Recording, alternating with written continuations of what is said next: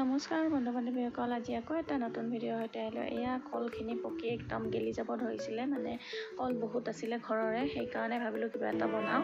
কলখিনি মিক্সাৰত এনেকৈ ওলাই ল'লোঁ, পিচি ল'ম। আৰু এয়া মই আটা লৈছোঁ, তাতে দিলোঁ মই অকণমান নিমখ, চেনি, বেকিং পাউডাৰ, তাৰপিছত দিলোঁ এয়া মই নাৰিকলখিনি অকণমান ভাজি থৈছিলোঁ, বেছিকৈ ভাজি দিলোঁ, একেবাৰে ৰঙা হৈ পৰি গ'ল, উপায় নাই, দি দিলোঁ এনেকৈ। আৰু দিলোঁ তাতে ৰিফাইন 1 কাপ, এনেকৈ দি এইখিনি ধুনীয়াকৈ এতিয়া অলপ মই মিক্স কৰি ল'ম।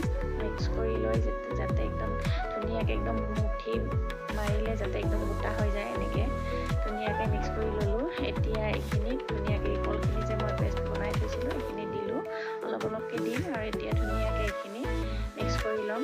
এয়া আটা মঠাৰ দৰে মঠি ল'ম ধুনীয়াকৈ। আৰু এয়া মই এলাইচিখিনি একদম এনেই থেতালি দিলোঁ, একেবাৰে গুড়ি নকৰিলোঁ। এনেকৈ খায়ো ভাল লাগে, সেইকাৰণে এনেকৈয়ে দিলোঁ। আৰু এয়া গোলকৈ অলপ কাটা চামুচেৰে ফুটা কৰি দিলোঁ। আৰু এয়া তেল গৰম কৰি লৈ ধুনীয়াকৈ এয়া আমি ভাজি ল'লোঁ। আমাৰ আটাৰ বিস্কুট ৰেডি হৈ গ'ল। আৰু এয়া ভাজি আছোঁ, এয়া আমাৰ বিস্কুট ৰেডি হৈ গ'ল। আপোনালোকে এনেকৈ ঘৰত বনাই খাব, আটা থাকিলে খাবলৈ ভাল হয় আৰু আলহী আহিলেও দিবলৈ ভাল হয়। আৰু এয়া মই পিছদিনা ৰাতিপুৱা পাস্তা বনালোঁ। আৰু মই এই যে কেক